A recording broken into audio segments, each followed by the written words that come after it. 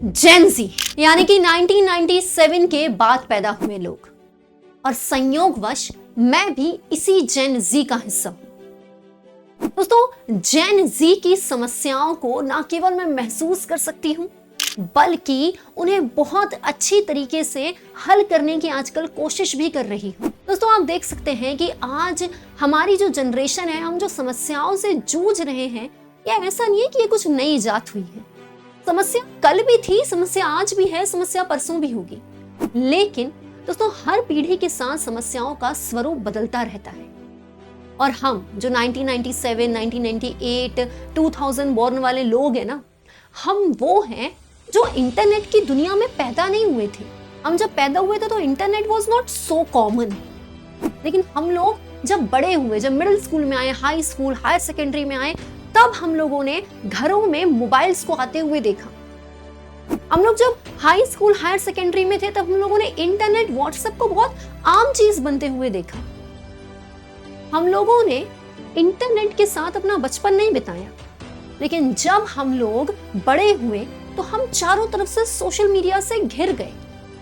आज हम लोगों को सिर्फ शर्मा जी के बेटे के साथ कंपेयर नहीं किया जाता, बल्कि हमें इस पूरी दुनिया के साथ कंपेयर किया जाता है। वो कंपेयर करने वाले हम होते हैं।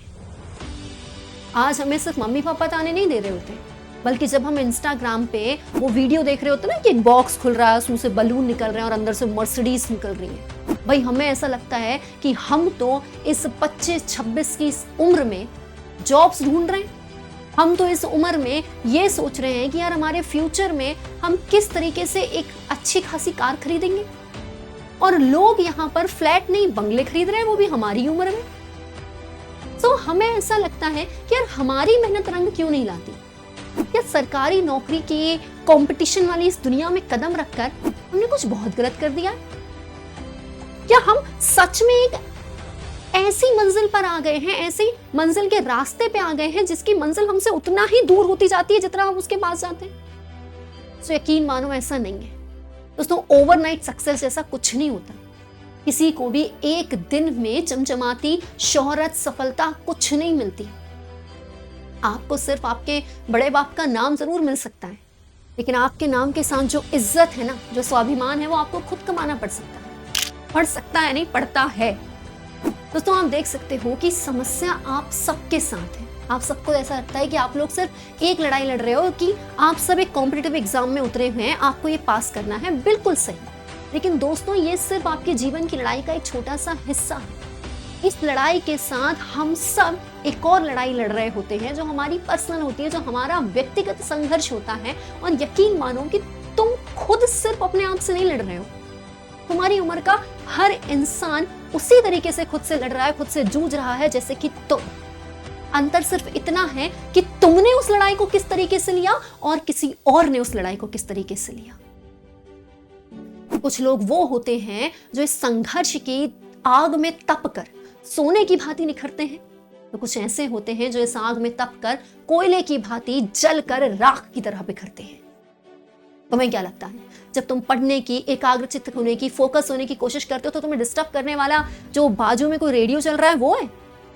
उसे तो तुम एक आवाज में शांत कर सकते हो। जो पीछे बैंड बज रहा है वो तुम्हें डिस्टर्ब कर रहा है? नहीं। तुम्हारे फोकस को सबसे ज्यादा हिलाता है तुम्हारा सबकॉन्शियस माइंड। कॉन्शियसली तुम्हारे सामने इतिहास की, भूगोल की, राजनीति की किताब खुली हुई है, सामने हिस्ट्री, पॉलिटी की यूट्यूब वीडियो चल रही है, अनअकैडमी क्लास चल रही है, लेकिन तुम्हारे सबकॉन्शियस माइंड में कुछ और ही चल रहा है।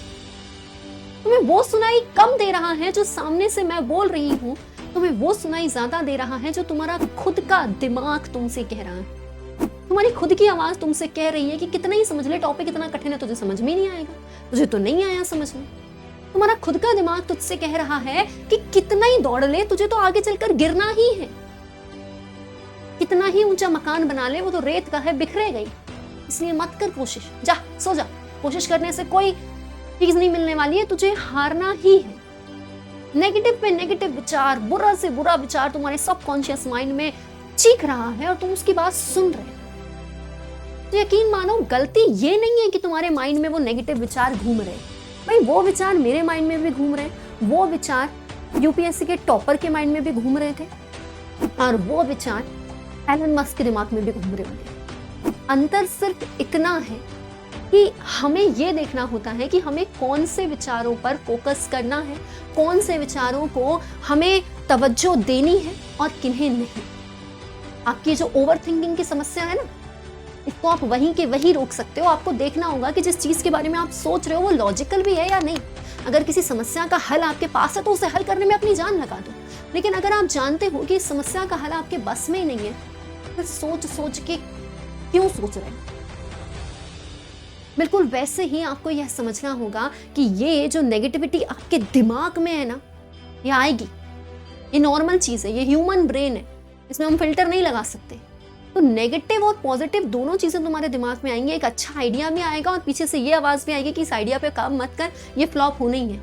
लेकिन वो जो दूसरी वाली आवाज है ना, जिसको जो चीख रही है और जो कह रही है कि ये फ्लॉप होना ही है, उससे बोल चुप, उसकी बात पे ध्यान ही मत दो। आपको अपने सबकॉन्शियस माइंड की जो नेगेटिविटी है उसे इग्नोर करना सीखना होगा। तभी आप अपने कॉन्शियस माइंड के, अपने पॉजिटिव विचारों के साथ पढ़ पाएंगे, सीख पाएंगे, आगे बढ़ पाएंगे। दोस्तों यकीन मानिए, जीतने का जुनून आप सब में है, जीतने की हिम्मत आप सब में है। बस जीत से जब तुम 2 कदम दूरी पे रहो ना, तो हार मत मानना। इस दुनिया में तुम्हें कोई नहीं हरा सकता सिवाय तुम्हारे। तुम बस खुद से मत हार जाओ, बिखर मत जाओ। तो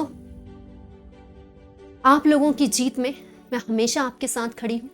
आप लोगों की समस्याओं को मैं सुन सकती हूं, महसूस कर सकती हूं, और अगर आप चाहें तो उन्हें सुलझाने में आपकी मदद भी कर सकती हूं। मैं जानती हूं कि तुम सब जीतोगे और जीतने के बाद अपनी जीत का जश्न मनाते हुए मुझे याद भी करोगे। तो यही अपूर्व संदेश है इस दिवाली का आपकी अपूर्वा मैम की तरफ से आप सबके लिए। हैप्पी दिवाली।